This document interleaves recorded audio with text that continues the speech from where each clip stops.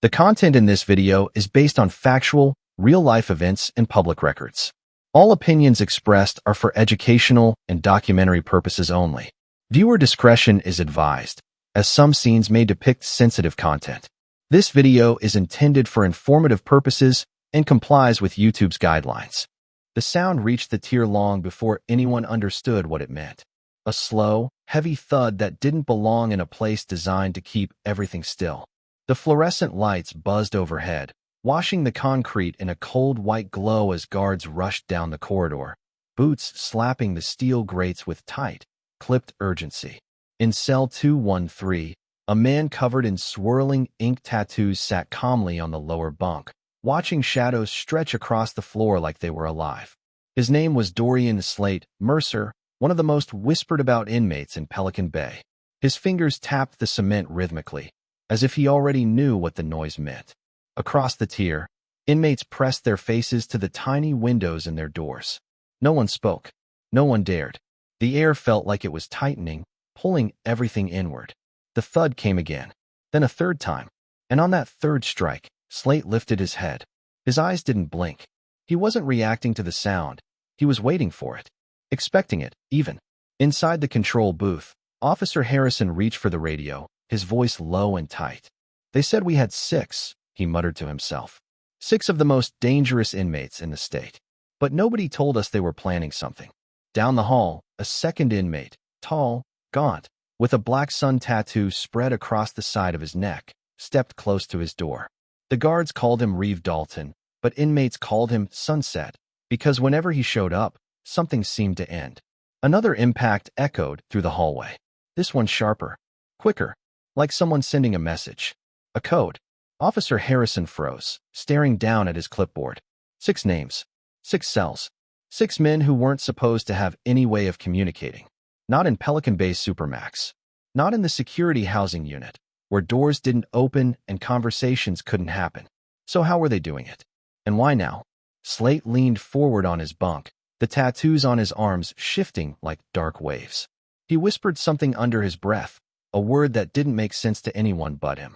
Time. Another thud. This one closer. And deeper. Every door in the tier vibrated. The kind of vibration that made every inmate hold their breath. The kind of vibration that made even the guards pause and stare at each other with the same silent question. The code was coming from inside the tier. From one of the 6. Maybe from all of them. And whatever it meant, it wasn't good. Then, without warning, the entire hallway went silent. No more thuds. No talking. No movement. Just stillness. The kind that presses against your chest and makes your pulse feel too loud. A guard 2 tiers down whispered, "What are they doing?" No one had the answer. But Slate leaned back slowly, his eyes fixed on the tiny window in his door, waiting for something, or someone, to appear. He smiled. A slow, eerie smile that didn't reach his eyes. And then the power went out. Absolute darkness swallowed the tier. A single alarm began to wail in the distance, echoing through the concrete maze of Pelican Bay. The control room scrambled. The inmates fell silent. And in the dark, Slate whispered just loud enough for the man in the next cell to hear. "It starts now." A steel door slammed somewhere deep in the unit. A guard screamed for a flashlight. And the question that no one wanted to ask suddenly hung in the dark. What were the 6 men in Pelican Bay planning? And how did they start without ever saying a word? If you enjoy real, gripping prison documentaries and true stories, don't forget to like this video, leave a comment, and share it with your friends and family. Hit that subscribe button and turn on notifications so you never miss more shocking and exclusive content. When the alarms finally died down, the silence that followed felt heavier than the noise. Officers moved through the tier, checking every door, every lock, every corner of the hallway where shadows gathered like they were listening. The emergency lights still pulsed with a faint red tint, casting long strips of color across the concrete floor. None of the 6 men spoke. None of them reacted. They sat or stood in their cells with the kind of quiet that unsettled even the most seasoned guards. No one could explain how a simple vibration, slow, deliberate, almost impossible to trace, had shut down half the block. The control room replayed footage over and over, searching for any kind of signal. Nothing showed. There were no raised voices, no banging fists, no tools, No attempts to damage electrical lines. Yet something in the tier had shifted. No one could deny that. Hours later, long after the power returned, Harrison still felt the echo of the blackout in his chest. It wasn't the sound itself that bothered him. It was knowing that none of them had looked surprised. 6 men, each in separate cells, each isolated from the others, somehow shared a reaction to something no officer understood. Whatever had started in that moment didn't begin tonight. It was older than the blackout. It had roots. Months earlier, before any of them arrived, the tier had been like any other in the Supermax unit. Quiet, repetitive, predictable. Pelican Bay was designed to strip chaos out of every corner. Inmates spent most days locked inside soundproof cells. Meals slid in through metal slots. Lights followed a strict schedule. Human voices barely carried through the concrete. Even the air felt controlled, as if the prison itself was trying to keep the world from shifting too far in one direction. But the morning the transfer bus arrived, the atmosphere changed. Slate Mercer stepped off first, guided by 2 officers who kept unusual distance between him and the others. He took in the prison with slow, measured eyes, his expression unreadable. Tattoos covered his skin in dark rivers of ink, twisting across his arms with a pattern so fluid it looked like it moved when he breathed. The officers kept whispering the same thing. Keep him isolated, keep him contained. Slate didn't seem bothered. He walked forward like he had already memorized the layout of the building. Behind him came 5 other inmates, each distinct enough that the staff adjusted their posture when they saw them. Dax Rowan towered over the group, with a thick jawline and a crown tattoo cut sharply into one side of his head. He moved like someone who had been planning every step weeks before taking it. Paxton Hale was the opposite. Thin, restless, eyes darting through every doorway like he expected something to burst out at him any second. Sunset Dalton walked slowly, almost meditatively, with a black sun inked so perfectly on his neck it looked stamped into his skin. Giro Talone had the posture of someone who listened more than he spoke, his arm covered in maze-like lines that crossed and recrossed with impossible precision. Cashin Worth, the last to step down from the bus, carried himself with a simmering confidence that put tension in every guard's shoulders. Wings stretched across his back in faded gray ink, barely visible through his shirt, but unmistakable. Officers exchanged glances without words. 6 men, each difficult alone. Together? Impossible. And no one understood why the state wanted them housed on the same tier. The first week went by quietly. That was the strange part. No arguments. No sudden outbursts. No communication. They kept to themselves, eating without speaking, moving without rushing, watching the guards without showing interest. But even silence can make noise, and these men carried a different kind of quiet. A quiet that suggested thought, calculation, patience. Even officers who'd spent decades in maximum security could feel it, like a pressure building in a room with no windows. It was day 32 when the first sign appeared. Harrison remembered the sun coming through the high windows, cutting narrow lines of light across the concrete. Everything felt unusually calm. Most inmates lay on their bunks, eyes half shut, drifting through the monotony of another day. Harrison flipped through paperwork, barely glancing at the security screens. Nothing ever changed in this tier. Not really. Then the first thud drifted through the hall. Soft, but strong enough for him to feel it under his boots. He froze, listening. 10 seconds later, a second thud. Then a third. The spacing was exact. Too exact for coincidence. He checked the monitors. Every inmate was inside their cell, hands visible. No one was hitting the door.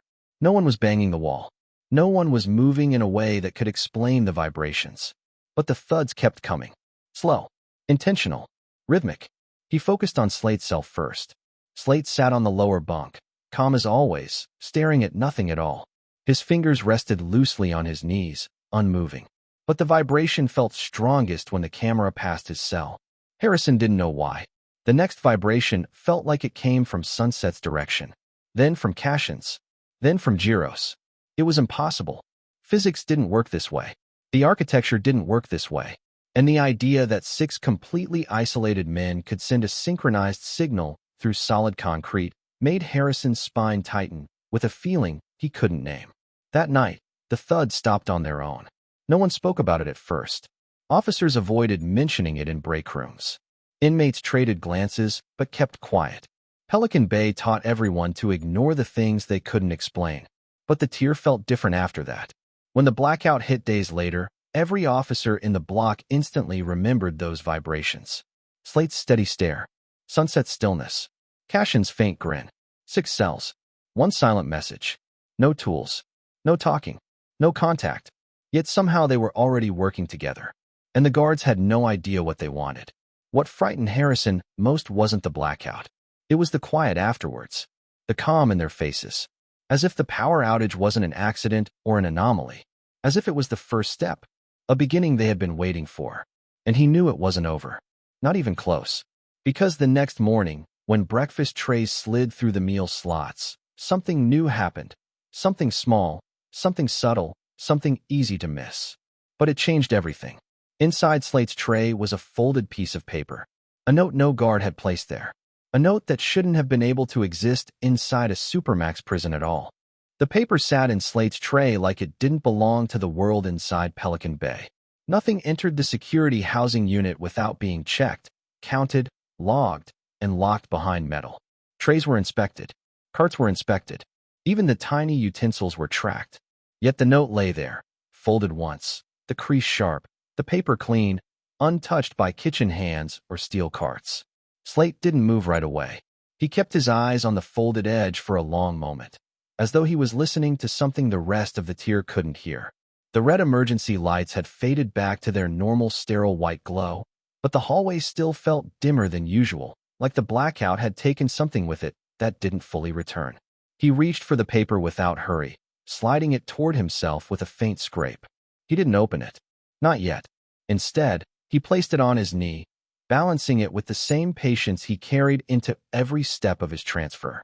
Harrison saw it through the control booth camera and leaned closer to the screen, his pulse tightening. There was no angle from which the note could have entered that tray. No other inmate touched food carts. No trustee came near the SHU. Officers checked every container. Cameras covered every hallway.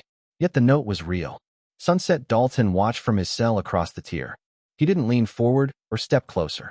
He simply lifted his chin the slightest fraction, acknowledging something Slate hadn't even revealed yet. Cashinworth stayed in the back of his cell, his hands loosely at his sides, his wings tattoo pulling the fabric of his shirt. Giro Talon shifted only enough for a small square of light to fall across his maze-like forearm. Paxton Hale paced slowly, like the energy inside him refused to settle, eyes darting between Slate and the tray slot.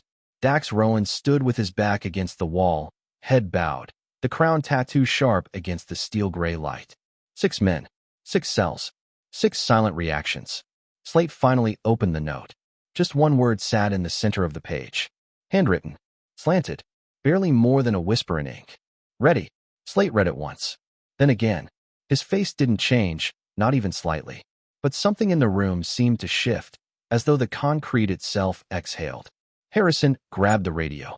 Unit control, we've got contraband in cell 213's tray, he said, trying to keep his voice steady. We need an immediate check on all food lines and kitchen. The radio cut out mid-sentence. Not static. Not interference. Just silence. The same silence the blackout brought. Thick. Heavy. Purposeful.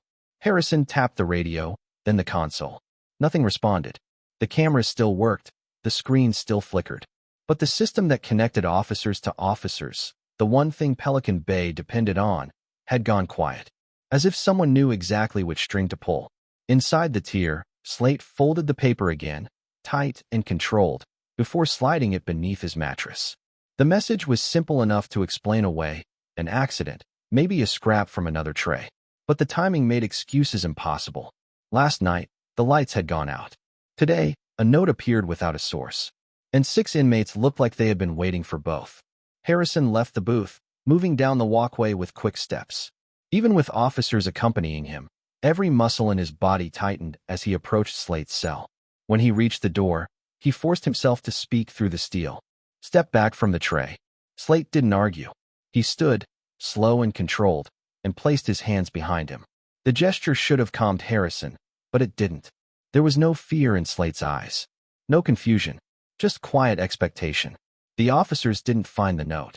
Slate didn't resist. He simply watched them with that same silent focus that made every gesture feel like part of something larger.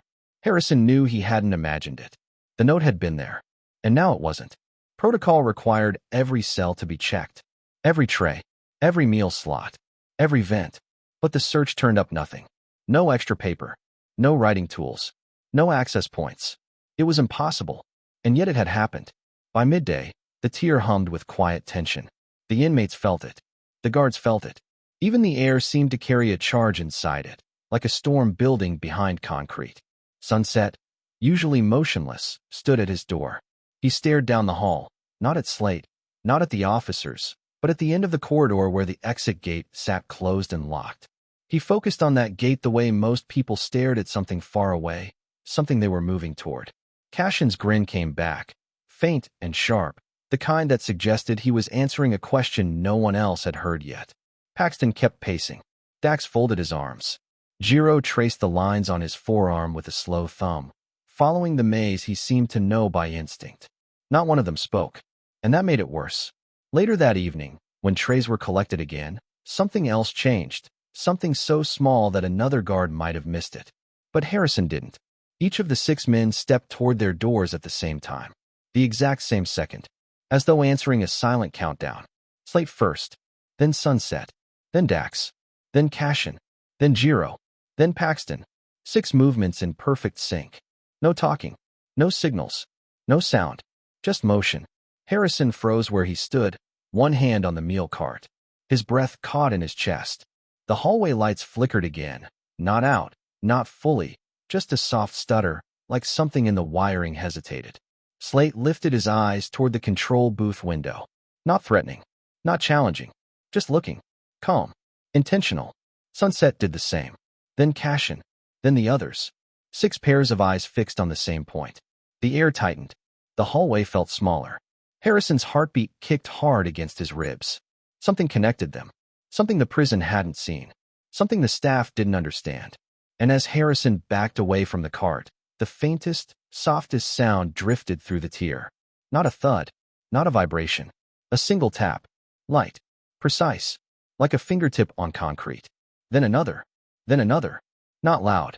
Not strong. But synchronized. Rhythmic. Deliberate. 6 taps. Perfectly spaced. Perfectly timed. A message. A countdown. A beginning. And through the quiet, Slate whispered a phrase Harrison could barely hear through the glass, but heard all the same. Phase 2. The taps stopped, and the lights flickered a second time. They called him Marlowe, not because it was his real name, but because other inmates said he could read the dark like a book. He'd been in Pelican Bay longer than most correctional officers had worked there, a quiet observer who somehow knew more about the prison's internal currents than anyone officially tasked with maintaining order. Some inmates tried to intimidate him. Some tried to recruit him. Most simply stayed out of his way. Marlowe wasn't big, wasn't loud, didn't posture, but he had presence, the kind that made even seasoned inmates adjust their tone. He moved with the calm of someone who expected chaos at any second but had long accepted it as part of the routine. And on the 3rd morning after Darius arrived, Marlowe called out to him. Not loudly, just enough for his voice to carry in the corridor. "New guy," Marlowe said. "Step over here." No threat, no pressure, but it wasn't a request. The first rule of survival.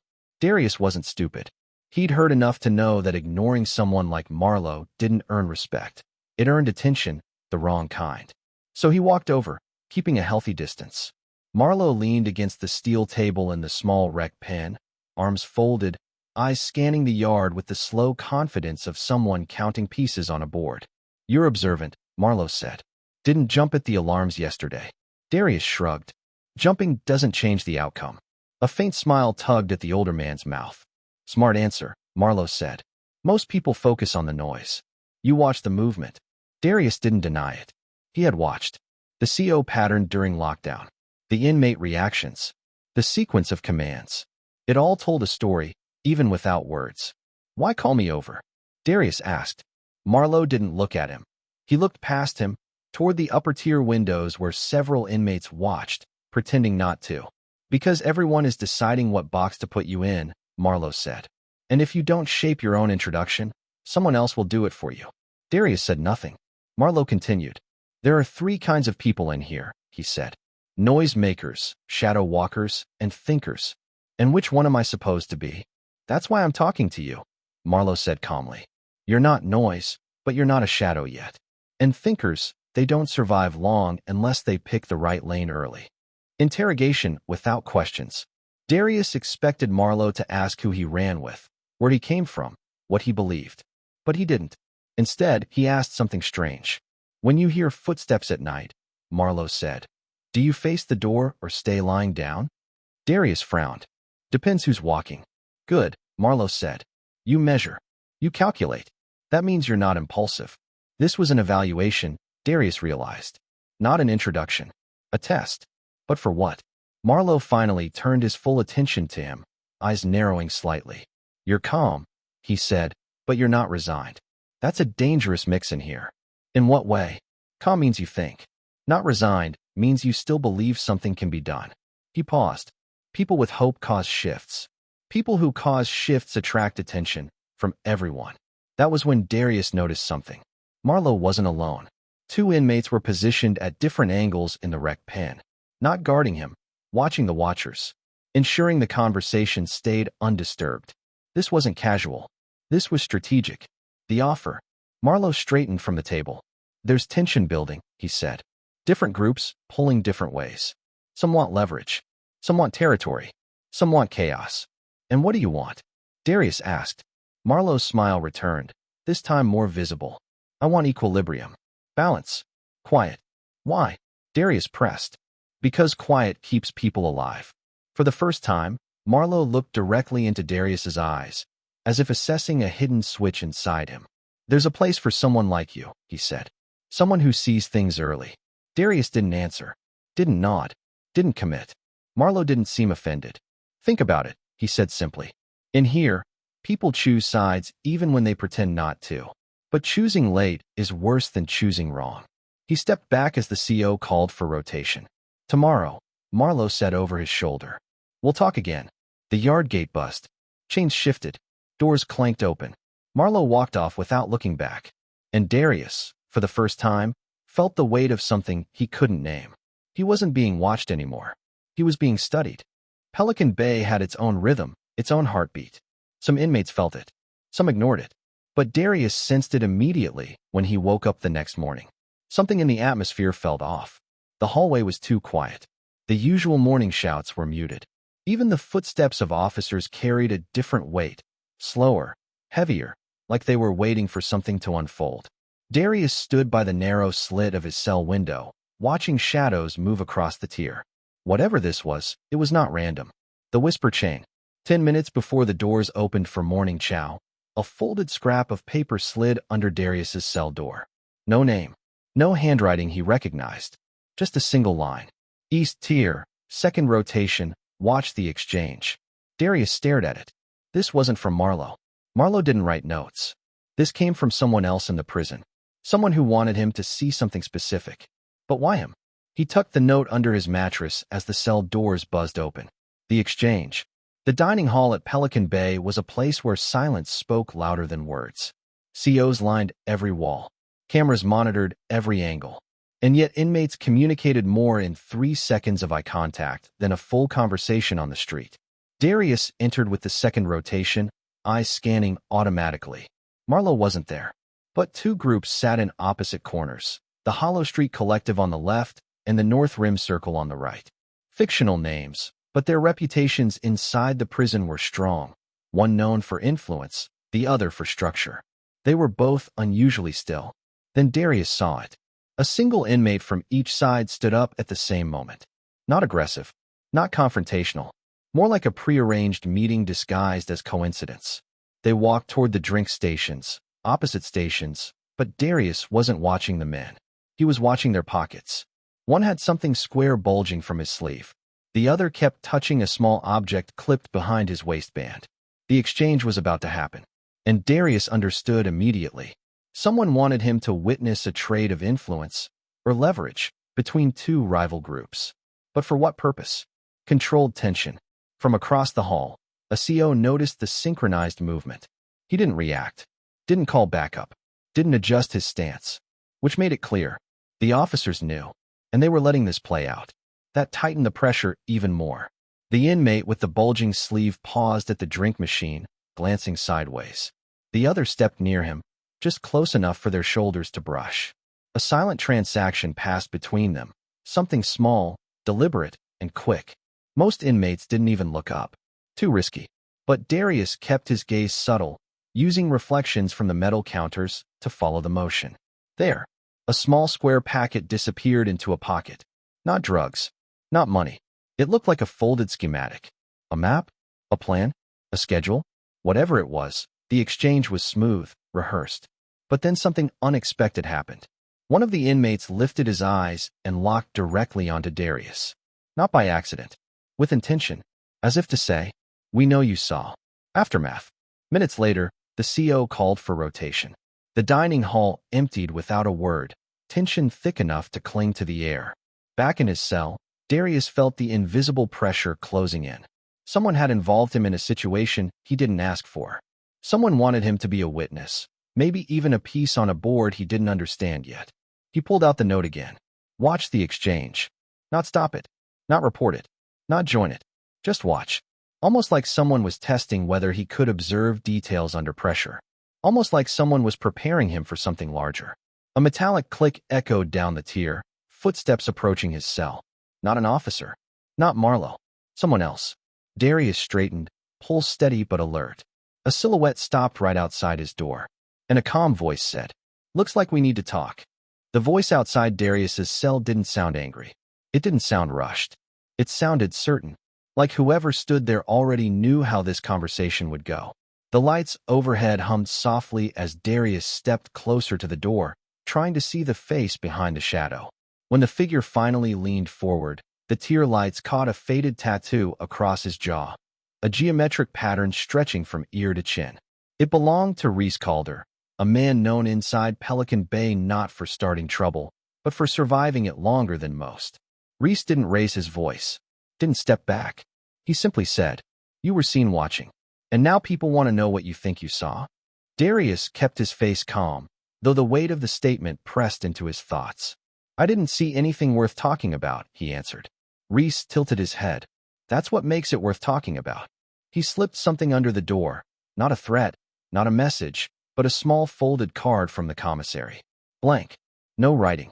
Just a symbol on the corner, a circle with 3 lines running through it. Darius had seen that symbol once, a mark used by inmates who preferred handling pressure quietly, without drawing attention. Reese continued, "The exchange wasn't about gangs. It wasn't about power. It was about timing. Some people in here believe the old ways don't work anymore." Darius didn't respond. He wasn't sure if he was expected to. Reese leaned closer. "You watched because someone trusted you to watch. And that matters more than you think right now." The silence between them stretched. Then Reese tapped twice on the metal door and said, "You're not being pulled into a war. You're being pulled into a decision." And just like that, he walked away. The message behind the message. For the rest of the day, Darius sat on the edge of his bunk, replaying every detail. The note, the quiet dining hall, the exchange, the officers pretending not to notice. Reese's warning. None of it pointed toward conflict. It pointed toward coordination. Pieces moving without noise. Without confrontation. Without the usual Pelican Bay chaos. It was almost unnerving how calm everything felt. Late in the afternoon, during the brief hour of yard time, Darius spotted the 2 inmates who'd done the exchange earlier. This time they were on opposite sides of the yard. No hint they'd ever interacted. And yet, both men glanced his way. Not hostile. Not suspicious. More like they were checking if he understood. Darius didn't give them anything back. He stayed neutral, kept walking, kept his eyes forward. Whatever they were building, he wasn't sure he wanted to be part of it. But he also knew something now. He was part of it, whether he agreed or not. The final confirmation. That night, just before lights out, another slip of paper entered his cell. This one thinner, written quickly. No instructions. No warnings. Just one sentence. "Keep watching. You're not done." No signature. But the handwriting. The handwriting wasn't from any inmate he knew. It belonged to an officer. Someone on the inside of the inside, watching everything from a different angle, pulling strings where inmates couldn't reach. That was the moment Darius finally understood. Whatever was happening in Pelican Bay wasn't just inmate politics. It wasn't just alliances forming behind cold steel doors. It was something that crossed the lines between uniforms and cells. Something that involved people who weren't supposed to be involved at all. Something bigger. Something quiet. Something deliberate. And Darius, a man who wanted no part in anything, was being positioned directly in the center. Lights snapped off. The unit fell into darkness. Darius lay back, staring into the ceiling where he could feel the weight of everything pressing down on him. The story wasn't ending. It was beginning, and someone, somewhere inside Pelican Bay, had already decided what role he would play next. Outro. Pelican Bay remained what it had always been, a place the outside world rarely understood. A place built to bury noise, hide movements, and swallow stories before they reached daylight. But sometimes, a story slipped through the cracks. A note. A glance, a quiet exchange that meant more than anyone on the outside would ever guess. And inside those walls, men like Darius learned one truth early. The most dangerous things in Pelican Bay were never loud. They were always silent. If you enjoy real, gripping prison documentaries and true stories, don't forget to like this video, leave a comment, and share it with your friends and family. Hit that subscribe button and turn on notifications so you never miss more shocking and exclusive content.